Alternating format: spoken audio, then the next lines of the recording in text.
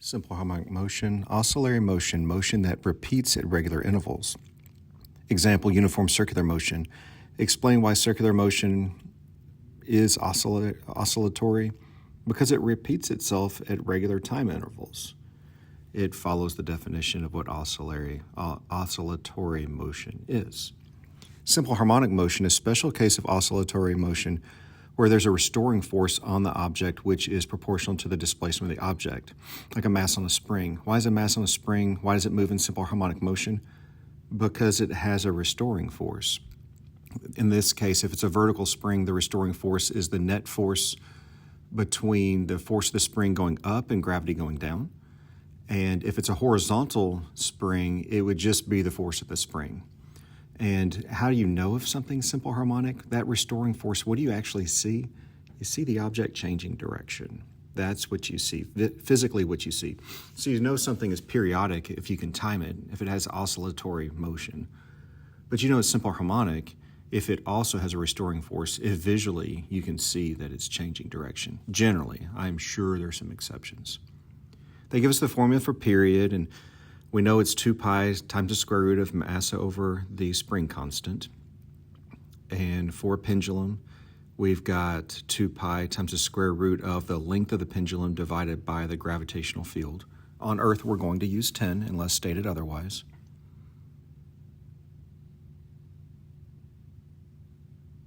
Frequency is the inverse of period. So frequency is in hertz, period is in seconds. Period is how long does it take to go around one time. Frequency is how many times can you do it in a second. So inverses of each other. With the sample problems or the exercises, a simple pendulum is made by tying a 0.2 kilogram mass, so our mass has to be in kilograms, from a string that is 1.2 meters long. So the radius or the length of the string of the pendulum is 1.2 meters. So we'd have 2 pi times the square root of 1.2 divided by 10. Here we don't care about the mass. The mass is not in the equation. Put this into our calculator, 2 times pi times the square root of, open parentheses, 1.2 divided by 10, close parentheses, and then get the value from the calculator.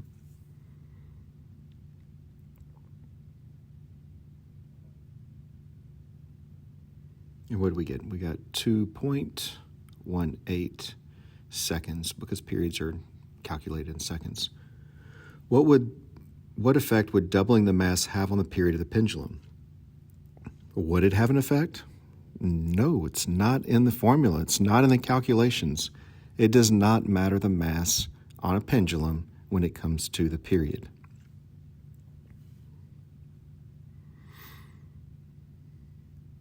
What effect would doubling the length of the string have on the period of the pendulum? Well, the length of the string is in the formula. So what we're going to see is we're going to be multiplying that length by 2. So it'd be increasing by that square root of 2 because the length is under the radical. So what's the square root of 2? Like 1.2, something like that? So that would be the increase in the period. Be this based on the square root of 2. If you double the length, that's how much you're going to increase the period. So square root of 2 or 1.41.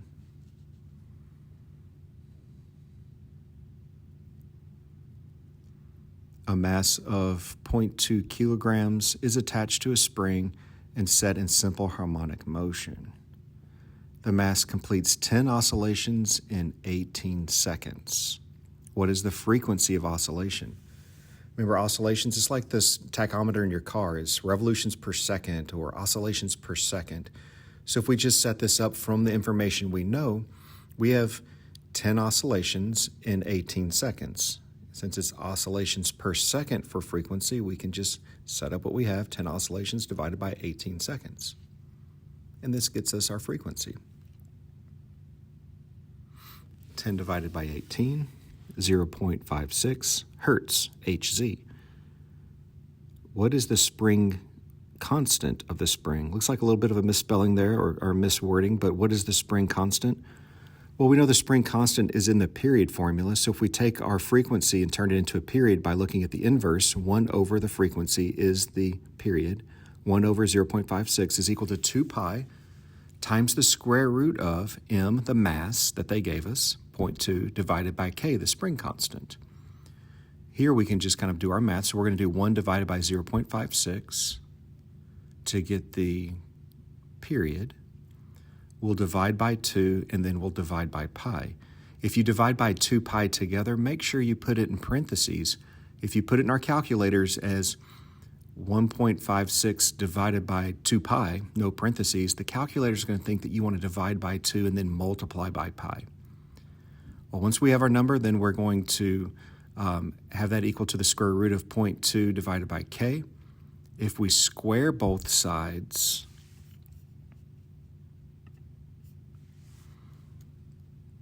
we would get 0.08007 is equal to 0.2 over k. Here we can exchange k for the 0.08077 by dividing the 0.8 to the other side, multiplying by k to the other side, and we get 2.48 is our spring constant. The pictures below show an object of mass m, which is attached to a spring and moving in simple harmonic motion. At time equals 0, the spring is compressed to its maximum position. Make the right the positive direction, and we're going to go back and forth and follow the directions. What is the period of the oscillation for this object? So we want to know, it's starting on the right, moving to the left. So when will it return to the right, moving to the left? Well, it reaches the far left side in 1 second. And it never really shows us when it comes back to the right. So if it takes 1 second to go all the way to the left, how long will it take to come all the way back to the right again? Well, if half a period is 1 second, a full period, 2 seconds.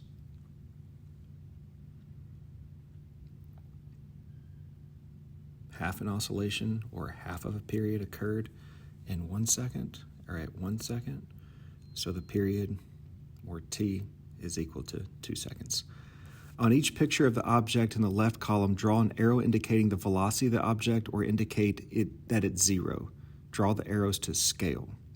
So we're just going to point the arrows in the direction of the velocity, and we're going to try to do our best for scale, just meaning if it's longer, it's larger. So when it starts on the far right side, the velocity is 0, where it's changing direction. As it moves towards equilibrium, and at equilibrium, it's going to be at the highest, but when it gets all the way to the left, it'll be back to 0. So when it's changing direction, it's at 0. So as it's moving towards equilibrium, it will be speeding up from 0. At equilibrium, we'll have maximum speed. It's still moving to the left. As it's past equilibrium, it'll be slowing down.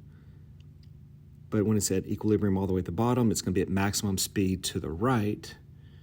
And moving from left to right, it'll be speeding up as it moves towards equilibrium from 0. And then if it's approaching that left edge, it'll be slowing down to the stop as it's getting towards that position where it changes direction. So I did my best to have short arrows when it's slower and full-length arrows when it's going the fastest. On the picture below, combine all of the pictures on one motion graph. Draw a dot diagram showing the position of the object at every quarter-second interval. Draw a dot between each interval showing the approximate location. Remember, the dots are going to be further apart as it speeds up. So we got to keep in mind, even though the time point is right in the middle, doesn't mean that the dot will be right in between because it's either speeding up or slowing down. Our first dot was at the amplitude on the right, the positive side amplitude. Then we're going to be part of the way over because we're starting from 0 and we're speeding up, but in the same time interval, then we made it to the equilibrium x naught. And then we made it really far from x naught as we slowed down to the final negative amplitude. And then as it goes back, it's just going to mark those same places as it speeds up, full speed back at equilibrium. Then we just have to go in and I'm just going to do smaller dots to indicate, the in-between spots. And just know that if you're starting out slower and you're speeding up, at the halfway point, you're going to be not moving that far. And if you're slowing down, you would have moved further than the halfway point. So I'm just going to put those dots in. This is not a precise exercise, just more like showing where things approximately would be. Nothing to get up in arms about. All right, in the right column of the table, draw a free body diagram showing all the forces. Draw arrows to scale. Assume friction is negligible, so no friction negligible means it's not really there. I think I'm going to start with force of gravity and force normal. Our system is not accelerating or even moving vertically, so we know our vertical forces are balanced. Force of gravity is not changing over time. So I'm going to try for all these force gravities to be the same, and force normals, of course, also be the same. So don't take don't take a ruler to my arrows. Just, keep in mind I'm doing my best to keep all of these kind of balanced. Real quickly, just going down and doing all of them.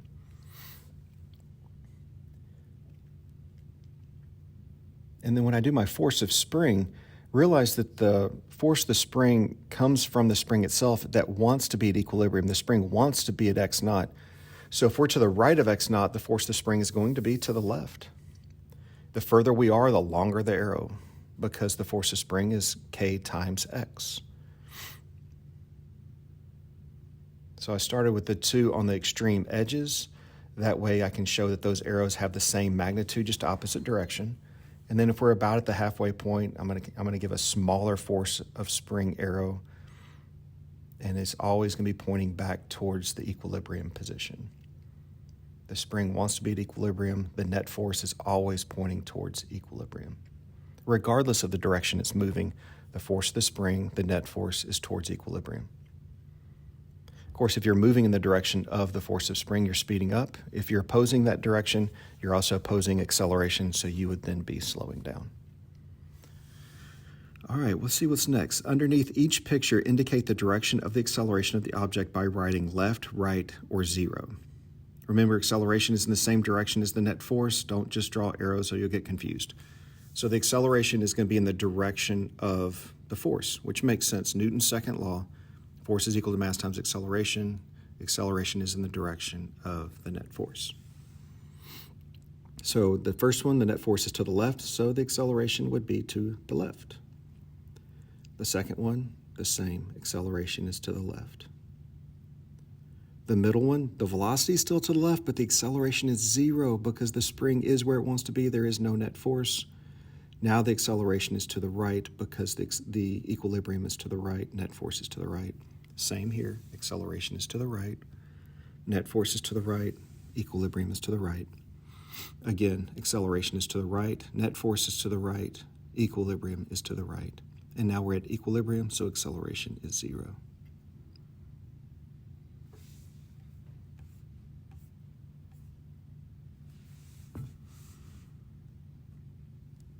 On the graphs below, draw an energy bar chart showing the distribution of energy of the object spring system at each time. Use what you know to determine the distribution of energy at 1.75 seconds. Now, these aren't going to be scaled from each graph to each graph just because I'm not grabbing a ruler and ensuring. Here, I'm just wanting to look at the distribution of energy.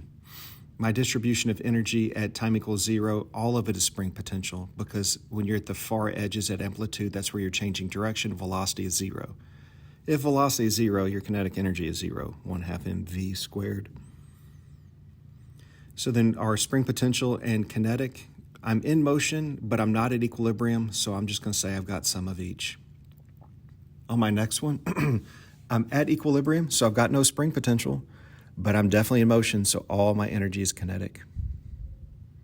At my next one, I'm in motion, but I'm not at equilibrium, so I've got some spring potential and I've got some kinetic energy. Going to the 1 second mark, so let's scroll to 1 second. Here, I'm changing direction. I'm at the far left side.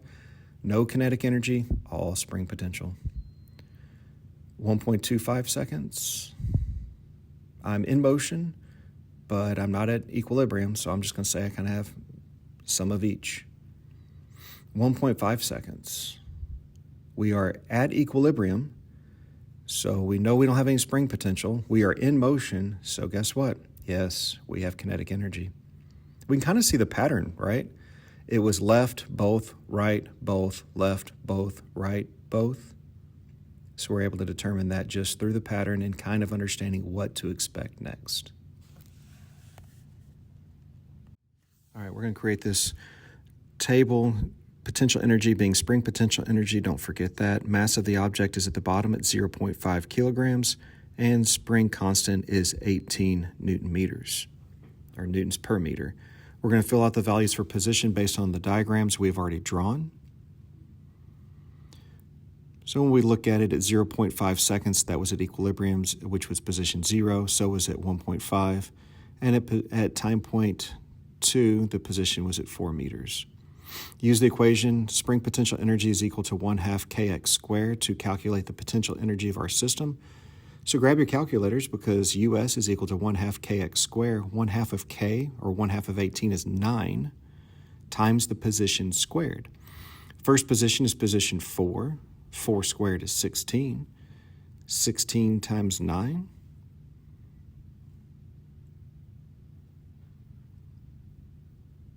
$144. We're going to do that all the way down this column. So 1/2 of k will always be 9 for this table. 9 times 2.83 squared gives us 72.08.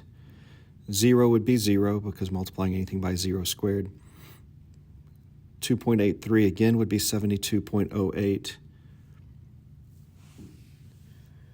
The position 4, negative 4 squared, going to be the same thing as before, 144, then 72.08, then 0, then 72.08, then 144. We can start to see a pattern emerge, can we not?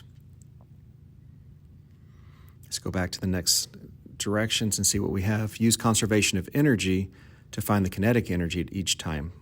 Well, with conservation of energy, we can see that at the very top line, we have no velocity, so no kinetic energy, and all the energy was spring potential at 144.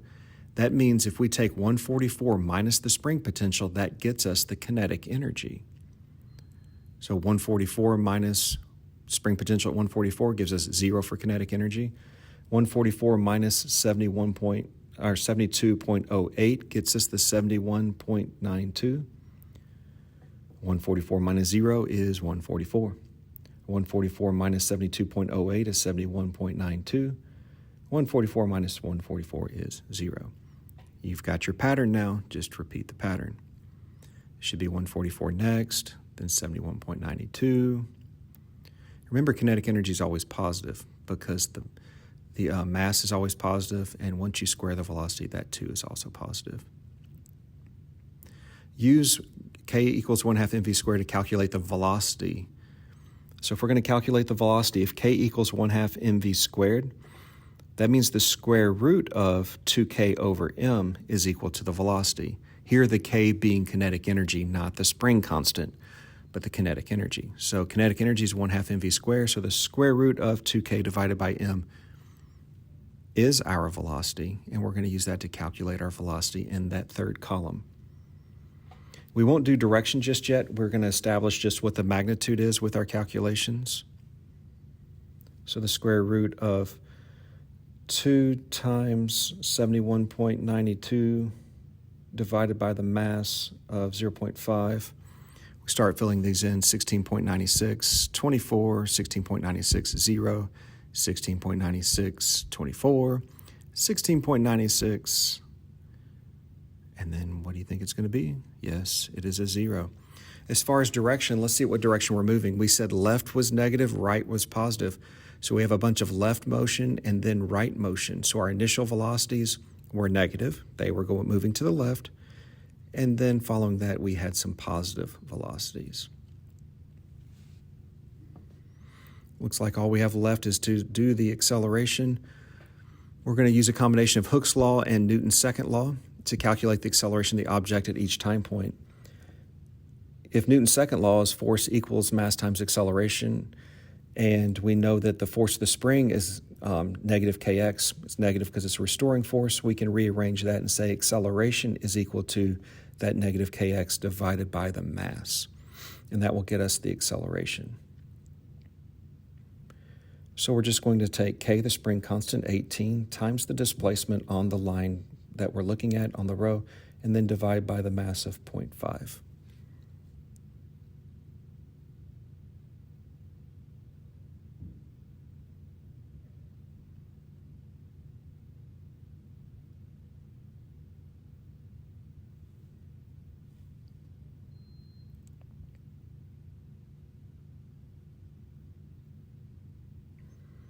With our calculations, 144, 101.88, 0, 101.88,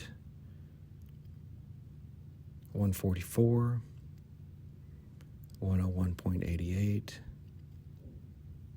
0, 101.88, and then 144. Regarding the direction, look back at the graph. If the graph has an acceleration that was to the left, that's negative, and to the right, those are positive.